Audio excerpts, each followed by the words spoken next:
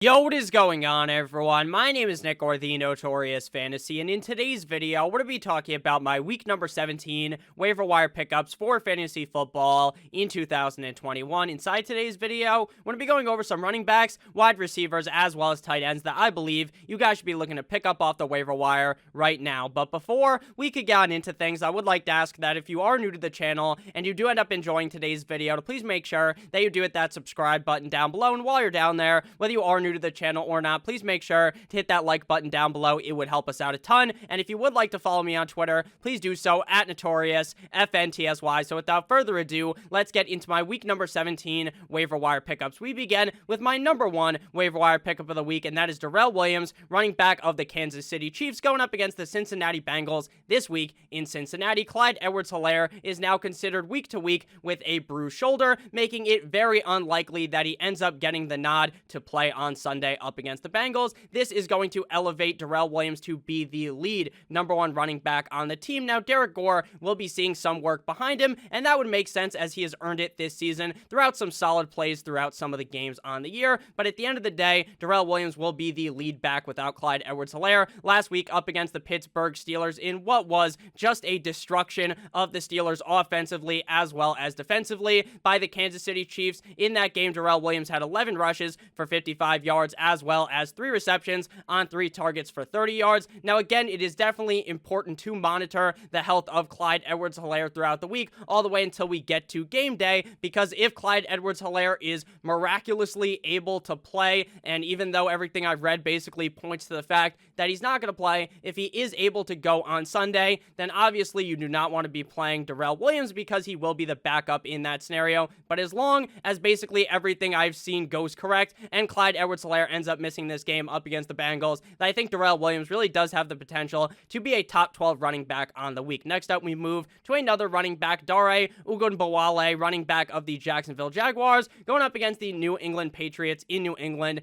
this week. James Robinson tore his Achilles last week and will be out for the rest of the season. That was a very sad injury to see because James Robinson wasn't meant to be the starter this season. Urban Meyer basically cast him aside, drafting Travis Etienne. Etienne ends up getting hurt in the preseason, and that elevated James Robinson to be the starting running back on the team, and he was playing so well once they fired that dumbass Urban Meyer, and sadly last week he got hurt very early on in the game, and that did elevate Darrel Ogunbowale to be the lead running back on the team in week number 16 up against the Jumbo Jets. He had 17 rushes for 57 yards, as well as having 2 receptions on 4 targets for 15 yards. Is he a running back that I'm very excited about playing this week? Probably not, right? Because he's going up against the Patriots. But if you are down bad at the running back position, there are worse options than a running back who will be seeing as many touches as Darrel will be this week up against the Patriots. So I do like him as a waiver wire pickup. I'm just not very excited about the matchup up against the Patriots. Next up, we move to Rex Burkhead, running back of the Houston Texans, going up against the San Francisco 49ers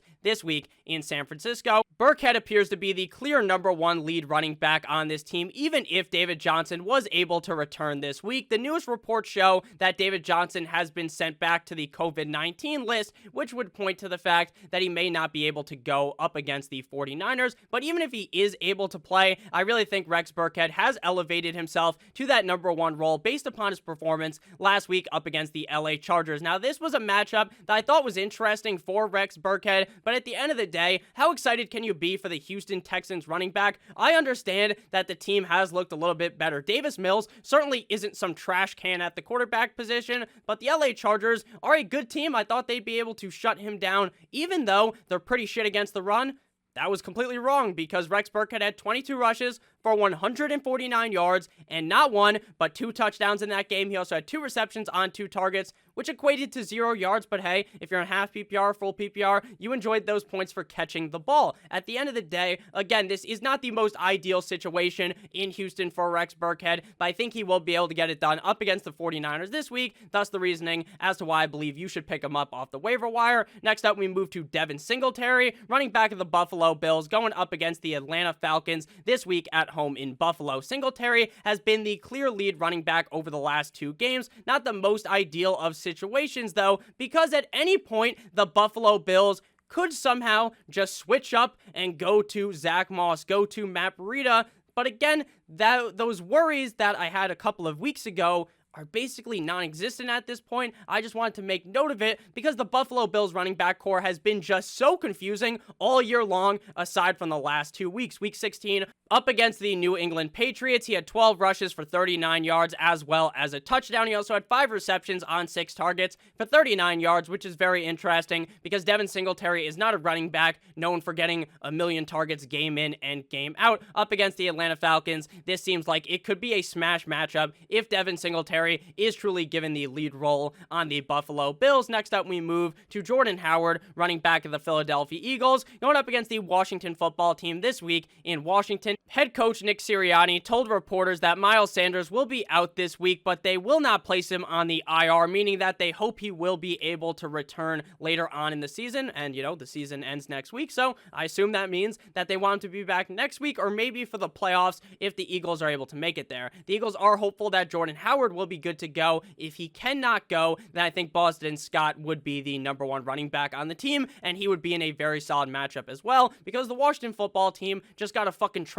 ran on them by the Dallas Cowboys last night. Last week, up against the Giants, Jordan Howard had 9 rushes for 37 yards, as well as 2 receptions on 4 targets for 19 yards. If Jordan Howard is good to go, I would definitely want to be starting him up against the Washington football team. But before we get on into the next waiver wire ad, I would like to let you guys know that we have partnered with Yahoo Fantasy this NFL season to bring you guys some great offers. Check out our exclusive limited time offer, which gets you guys 1 free month of Awesemo Plus Platinum. Just click down below to redeem. If you would like immediate access, that's okay as well. All you got to do is email support@awesemo.com and we'll get you set up immediately. You can also receive up to a $100 first match deposit bonus with Yahoo when you use promo code XMIS100. Tonight, Yahoo is featuring their $100,000 Monday Night Football baller with $20,000 going to first place. So make sure that you enter that one. Remember to use our Yahoo DFS tools and projections to help you guys win big. Please make sure that you check out Yahoo Fantasy. Link down below in the description. Back on in to the waiver wire pickups. We move to Isaiah McKenzie, wide receiver of the Buffalo Bills, going up against the Atlanta Falcons this week. In week number 16, up against the Patriots, it was the McKenzie show. He had 11 receptions on 12 targets for 125 yards and a score in that game. He also had 1 rush for -1 yards. Just interesting that he did get the rush, as well as the fact that it's a part of his stats, so I'm going to go ahead and talk about it. Since Cole Beasley and Gabe Davis are not vaccinated, it seems very likely, based upon what I have read, that they both end up missing the game this week up against the Falcons, elevating McKenzie to be either the number 2 or the number 3 option on the team, depending on how you see Emmanuel Sanders in this pecking order with Stephon Diggs. I honestly think that if he saw this many targets last week, that he is going to be peppered this week up against a soft-ass Atlanta Falcons defense, so I like McKenzie a lot this week. Next up, we move to KJ Osborn, wide receiver of the Minnesota Vikings, going up against the Green Bay Packers this week in Lambeau. Thielen returned to the field after getting banged up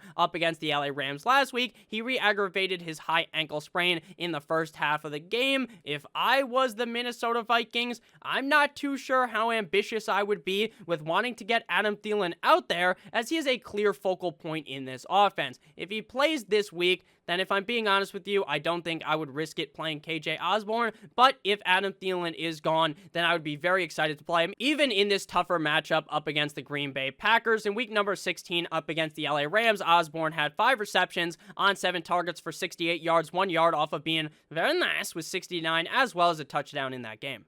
The next player to discuss is Elijah Moore, wide receiver of the New York Jumbo Jets, going up against the Tampa Bay Buccaneers this week at home in MetLife. Reports are pointing towards Elijah Moore returning this week. Now, is it a lock of the century that Elijah Moore returns? No, but based upon what I have seen, it seems like those reports are pointing towards Elijah Moore returning this week. The last game Moore played was all the way back in week number 13 up against the Philadelphia Eagles, having 6 receptions on 12 targets for 77 yards and a touchdown. He also had 1 rush for 9 yards. Elijah Moore is the clear number 1 wide receiver in this offense when he is healthy, and it is very clear when Elijah Moore isn't there that Zach Wilson doesn't look as good. So I think Zach Wilson is really helped out by Elijah Moore, and Elijah Moore is helped out by the play of Zach Wilson, who has looked a little bit better as of recently. So Elijah Moore is definitely a wide receiver that I'm interested in up against the Buccaneers. Far from an ideal matchup, but if you are in a pinch, I think you can start Moore. The next player to discuss is Gerald Everett, tight end of the Seattle Seahawks, going up against the Detroit Lions this week in Seattle in week number 16 up against the Chicago Bears. In that snow-littered game, he had 4 receptions on 5 targets for 68 yards, also close to having 69 yards and a touchdown. He faces the Detroit Lions this week, who are awful. They are atrocious up against the tight end position, allowing on a per-game basis 7.8 targets, 5.6 receptions, 65.27 yards, and 0.33 touchdowns. So maybe he'll be able to have a similar game to what he had last week up against the Bears. Again, in that game, 4 receptions on 5 targets for 68 yards and a touchdown. I definitely like Gerald Everett this week. Even though DK Metcalf scored last week, we still did see Gerald Everett be a favorite target of Russell Wilson in that game. Final player to discuss is Kmet, tight end of the Chicago Bears, going up against the New York Football Giants this week. Regardless of the quarterback situation, I think Kmet is going to be successful, as he has been successful with 9-inch Nicholas Foles being the starting quarterback, with Justin Fields as well as with Andy Dalton. My best guess, though, would be that Justin Fields will be back under center this week up against the Giants, unless the injury was very serious and the team kind of wanted to just rest him, because there's virtually a 0% chance they make the playoffs. So why would you risk an injury to Justin Fields, your franchise quarterback, in week 16 with Nick Foles under center up against the Seahawks? Kmet had 4 receptions on 5 targets for 49 yards. Now, for some reason, Kmet is just allergic to fucking scoring touchdowns. It seems like for some reason, once they get into the red zone, Matt Nagy just gets a hard-on to give the ball to Jimmy Graham. But it is what it is. Kmet has still been successful, even without finding his way into the end zone. So I do like him this week up against a not-so-hot Giants defense. So thank you guys all so much for watching today's video. If you did end up enjoying, please make sure that you do hit that like button. Make sure you hit that subscribe button if you are new. Make sure you check out Yahoo Fantasy, link down below in the description. I love you guys all so much. Hope you have a great rest of your guys' day. Enjoy Monday Night Football tonight. Go Dolphins. Goodbye.